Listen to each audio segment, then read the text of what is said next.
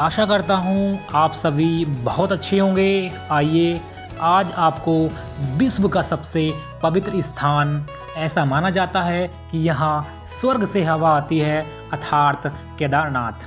आइए आज आपको यहाँ के दिव्य दर्शन कराते हैं। मेरी यह यात्रा भगवान शंकर के एक अनन्य भक्त के एक परिवार को पूर्णतः समर्पित रहेगी।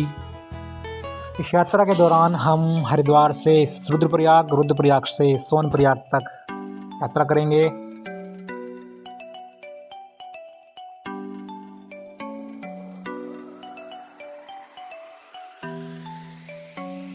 इन पहाड़ों को देखकर लगता है कि किसी पेंटर ने इतनी सुंदर पेंटिंग बनाई है और खूबसूरती हर तरफ बिखेर दी हो। And every moment it is change.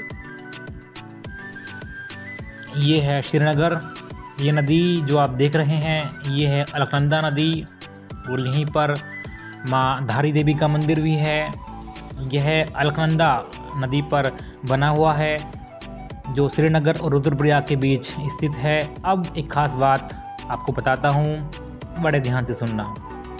धारा देवी को उत्तराखंड की संरक्षक देवी भी माना जाता है और चार धाम के संरक्षक के रूप में भी उन्हें पूजा जाता है।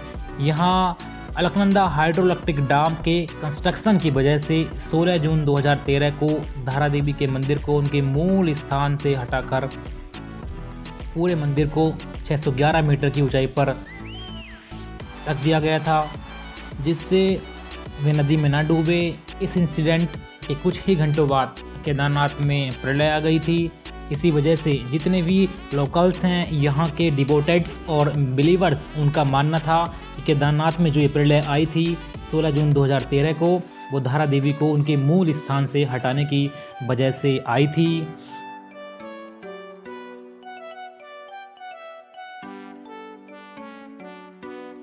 ये है माँ धारा देवी का मंदिर। इस मंदिर में धारा देवी का अपर हाफ है, मूर्ति का जो लोअर हाफ है वह कालीमठ मंदिर में स्थित है, अर्थात गुप्त काशी में।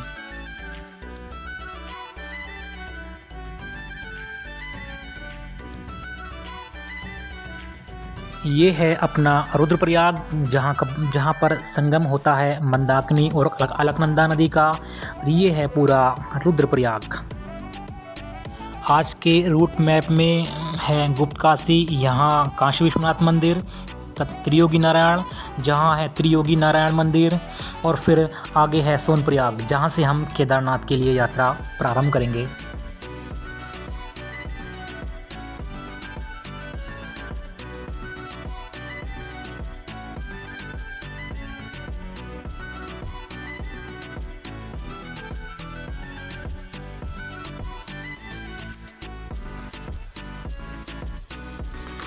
ये है काशी विश्वनाथ मंदिर। यहाँ पर 12 महीने पानी चलता रहता है। इस धारा में एक में है गंगम तथा एक में है जमुना।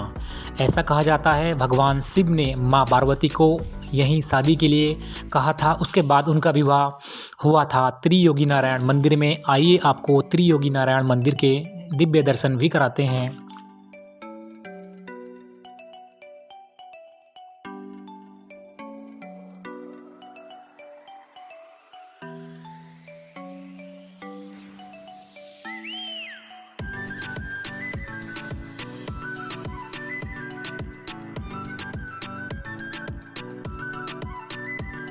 ये है त्रियोगी नारायण मंदिर। यहाँ की खास बात है कि यहाँ एक अखंड ज्योति हमेशा जलती रहती है, जो कि 3 युगों से चलती आ रही है।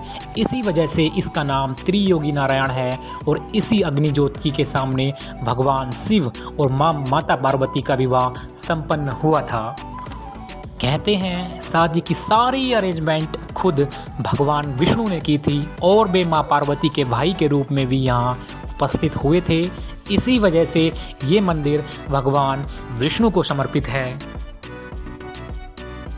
अपना दिल तो खो गया इन वादियों में, चलिए अब आपको सोनप्रयाग ले चलते हैं। ये है सोनप्रयाग मार्केट। यहाँ से गौरीकुंड तक 5 किलोमीटर टैक्सी जाती है और वहाँ से केदारनाथ तक जाने के लिए 3 तरीके हैं, एक पैदल मार्ग, एक हेलीकॉप्टर मार्ग तथा तीसरा घोड़ा अर्थात खच्चर के माध्यम से। हम तो स्वयं पर्वतों के घोड़े हैं, इसलिए हमने 21 किलोमीटर तक की यात्रा पैदल मार्ग से करना उचित समझा।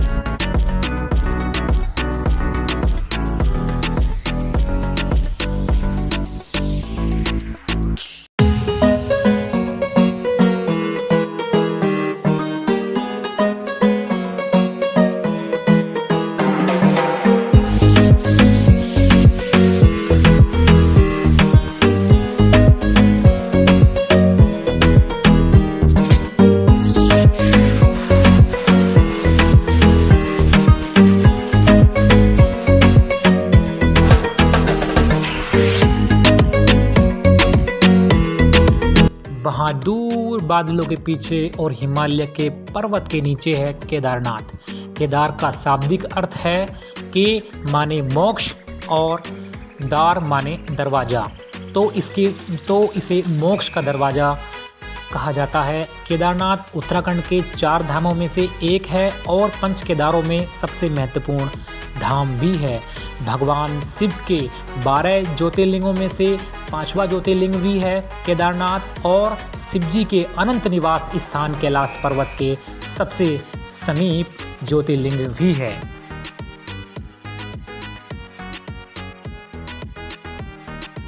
जय भोलेनाथ।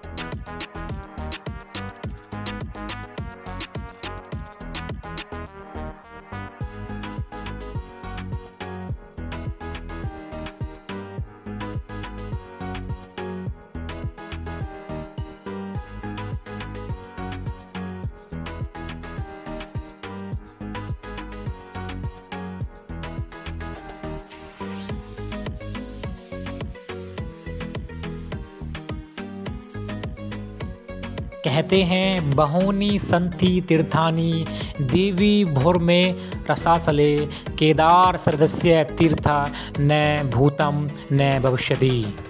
वैसे तो इस धरा पर बहुत तीर्थ हैं, किंतु केदार जैसा तीर्थ न तो कभी हुआ और न कभी होगा।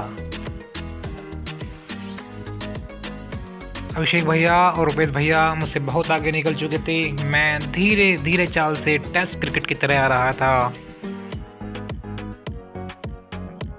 अभिषेक भैया और रुपेश भाई मुझसे 1 घंटा पहले ही पहुंच चुके थे। इस समय रात के 9 बज रहे हैं। 7 घंटे लगातार पैदल चलने के बाद, यानी 20 किलोमीटर की यात्रा चलने के बाद मेरे पैरों में इतना दर्द है कि मैं बता नहीं सकता।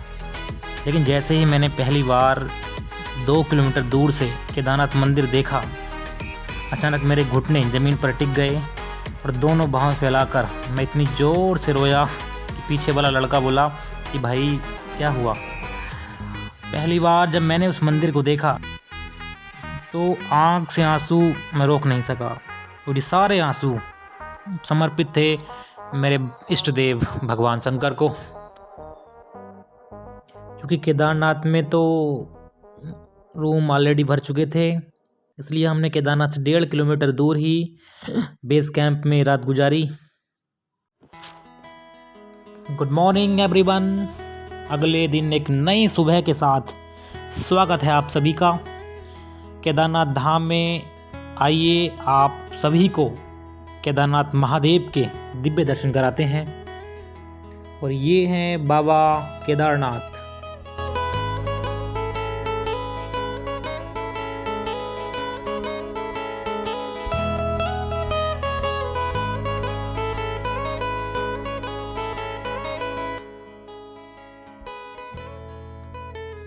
हमने तो सोचा था कि हमें केवल बाहर से ही दर्शन हो पाएंगे, किंतु ये हमारा सौभाग्य रहा कि उस दिन सभी को मंदिर के अंदर यानी गर्भगृह तक जाने दे रहे थे। मंदिर के अंदर त्रिकोणात्मक शिवलिंग को देखना किसी के लिए भी एक सपना जैसा था, और हमारे लिए तो एक बहुत बड़ा सपना था जो आज पूरा हुआ। हमने उस पिंडी के आकार के शिवलिंग को पर अपना माथा भी टेका।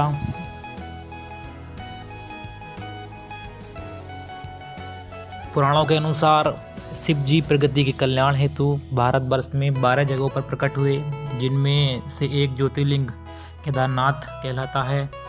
यह 4 धाम तथा पंच केदार में से भी एक है।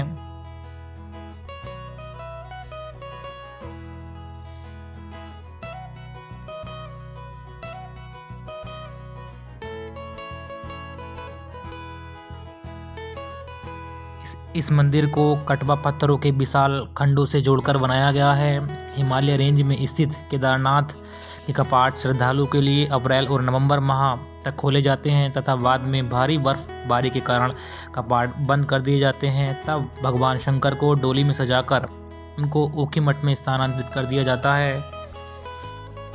यह मंदिर तीनों ओर से पहाड़ों से घिरा हुआ है, जहां एक तरफ 22,000 फीट ऊंचा केदारनाथ पर्वत, दूसरी ओर 21,600 फीट ऊंचा खर्चकुंड पर्वत तथा तीसरी ओर 22,000 फीट भरतकुंड पर्वत स्थित है। इसके साथ साथ यहाँ 5 नदियों का संगम भी है, जिनमें से मंदाकिनी, मधुगंगा, चीरगंगा, सरस्वती और स्वर्णगौरी शामिल हैं।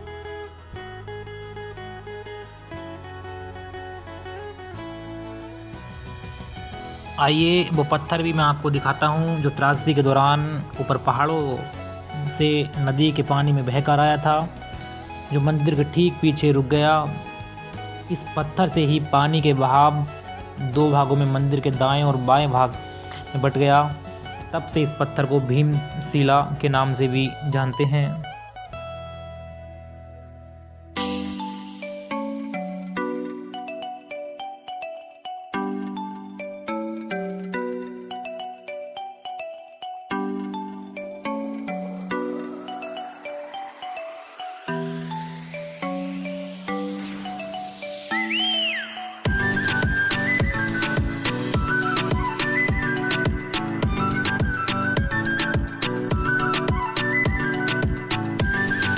यह है श्री भैरव मंदिर मार्ग।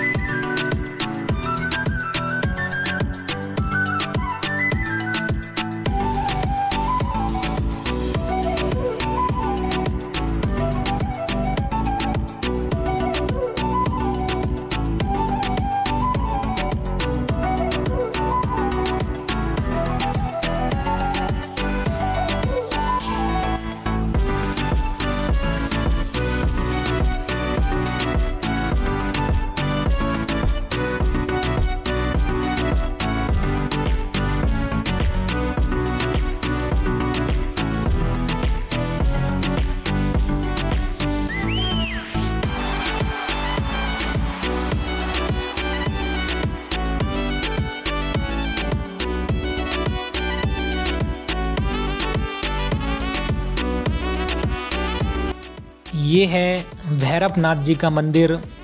बाबा भैरवनाथ केदारनाथ तथा पूरी केदारनाथ घाटी के संरक्षक के रूप में खड़े हैं, ऐसा माना जाता है। जैसा हम सब जानते हैं कि भैरव शिव का ही एक अंश हैं और उनके रौद्र रूप का भी एक प्रतीक हैं।